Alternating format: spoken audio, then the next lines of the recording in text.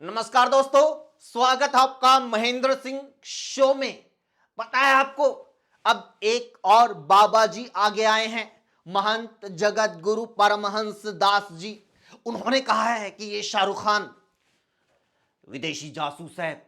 वो बांग्लादेश और पाकिस्तान को हिंदुस्तान की खुफिया जानकारी देता है, भारत से पैसा कमाकर आतंकियों को फंडिंग करता है। और ये बात सिर्फ बाबाओं को पता है, इसलिए रोज कोई ना कोई बाबा जी शाहरुख खान के खिलाफ बोलने के लिए आ जाते हैं, मीडिया के साथ इतनी खुफिया जानकारी शेयर करते हैं, लेकिन कभी ये सारी इंफॉर्मेशन सरकार को नहीं देते, क्योंकि बाबा जी को लगता है कि एक दिन तो देश में ऐसी सरकार आएगी जो इस सीक्रेट इंफॉर्मेशन पर कार्रवाई करेगी। सच में यार, मैं इसीलिए इन बाबाओं की बहुत रिस्पेक्ट करता हूं, क्योंकि ये लोग सरकार से बिल्कुल नहीं डरते। ये लोग रोज मीडिया में आकर बताते हैं कि ये मोदी और अमित शाह को कुछ पता ही नहीं है, इन लोगों को नेशनल सिक्योरिटी की कोई चिंता ही नहीं है, इनकी आंखों के नीचे देशद्रोही पल रहे हैं, इनकी आंखों के नीचे आतंकी फंडिंग हो रही है, देश के बड़े बड़े लोग आतंकियों से मिल रहे हैं, लेकिन फिर भी मोदी जी उन पर एक्शन लेने के बजाय खुद उनके साथ सेल्फी ले रहे हैं। और जिस बांग्लादेश के खिलाफ सारे कट्टर सनातनी एकजुट हो रहे हैं, उस बांग्लादेश को मोदी जी तेल भेजते हैं। जी हां, मोदी सरकार ने बांग्लादेश के साथ अभी समझौता किया है कि वो इस बार बांग्लादेश को 1,80,000 टन तेल भेजेगी।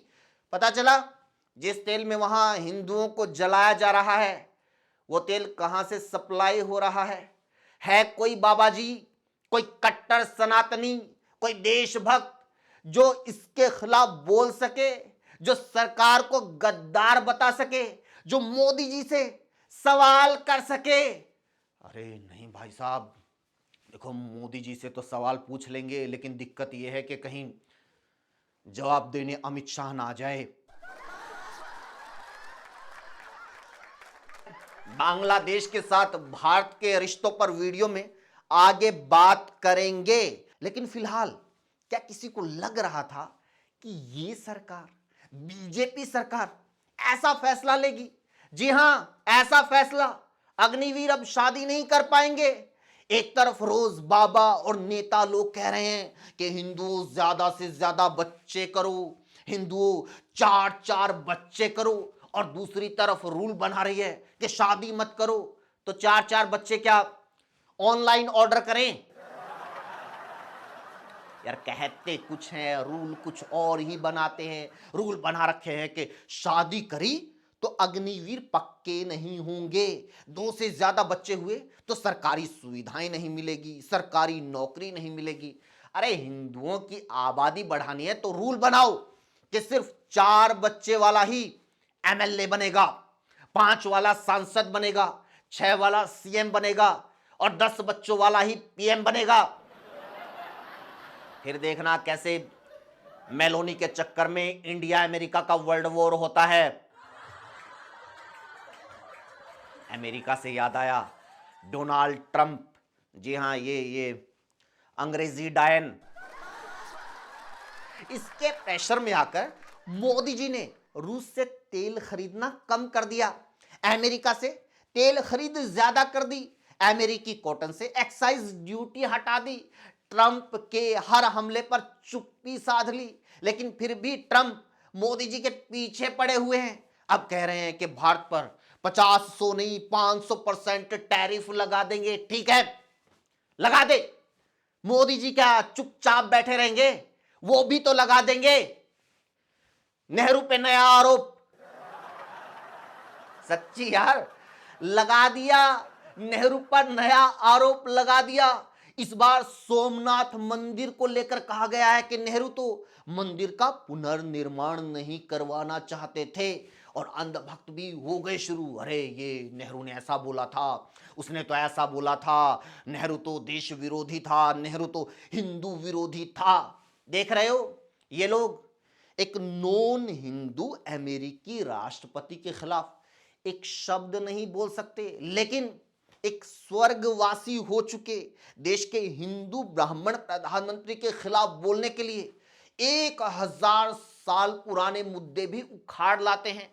उस नेहरू के खिलाफ बोलने के लिए जिसने Bhakra Nangal dam, Hirakud dam, Damodar valley corporation, Nagarjuna Sagar dam और रिहंद जैसे डैम बनाए, जिसने भारत हैवी इलेक्ट्रिकल्स लिमिटेड भेल, Hindustan machine tools HMT, Bharat petroleum, Hindustan shipyard, heavy engineering corporation, Indian oil corporation, Hindustan antibiotics, Hindustan insecticides, national mineral development corporation, national buildings construction corporation, Indian drugs and pharmaceutical limited, fertiliser corporation of India, shipping corporation of India, Hindustan electronics, Bharat earth movers, life insurance corporation LIC, oil and natural gas corporation ONGC जैसे PSUs बनाए। वो नेहरू जिसने Indian institute of technology IIT Kharagpur, IIT Bombay, IIT Madras, IIT Kanpur, IIT Delhi, Indian institute of management IIM Calcutta, IIM Ahmedabad, all India institute of medical sciences AIIMS Delhi, national institute of technology और university grants commission UGC जैसे educational institutions बनाए। वो नेहरू जिसने Indian space research organisation ISRO, department of atomic energy, Bhabha atomic research centre, defence research and development organisation DRDO, national physical laboratory, national chemical laboratory, national metallurgical laboratory और national institute of virology जैसे scientific और research institutions बनाए। वो नेहरू जिसने साहित्य अकादमी, संगीत नाटक Akademi, Lalit Kala Akademi, national school of drama NSD, school and film institute of India, national division and national institute of design जैसे सांस्कृतिक और कला के संस्थान बनाए। उस नेहरू को बदनाम करने के लिए रोज नया मुद्दा उछाल दिया जाता है। अरे क्या हुआ, इतना सब कुछ बनाया, मंदिर तो बनाया ही नहीं। एक नेहरू का दौर था जब नए संस्थान बनाने को विकास समझा जाता था, लेकिन एक आज का दौर है जब बने बनाए संस्थानों को बंद करना विकास समझा जाता है। जी हां, Shri Mata Vaishno Devi institute of medical excellence Katra Jammu के एमबीबीएस कोर्स की मान्यता रद्द कर दी गई है। इस फैसले का लोगों ने ढोल नगाड़े बजाकर स्वागत किया है, क्योंकि इस इंस्टीट्यूट की 50 सीटों पर नीट मेरिट के हिसाब से ज्यादातर मुस्लिम छात्रों का सिलेक्शन हो गया था। इसलिए कई संगठन इसका विरोध करने लगे, तो अब इंस्टीट्यूट की मान्यता को रद्द कर दिया गया। यानी अगर ये इंस्टीट्यूट चलता रहता तो आने वाले सालों में यहां जाने कितने ही हिंदू पढ़ते, फ्यूचर में इसकी सीटें भी जरूर बढ़ती, तो यहां से सैकड़ों हजारों हिंदू डॉक्टर बनकर निकलते।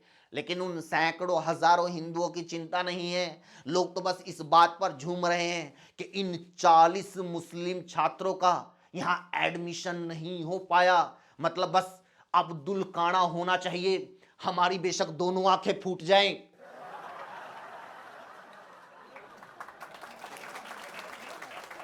इसी के साथ वीडियो में इतना ही दोस्तों। क्या कुछ आप लोगों का इस मुद्दे पर या किसी भी मुद्दे पर कहना है, आप कमेंट जरूर कीजिए।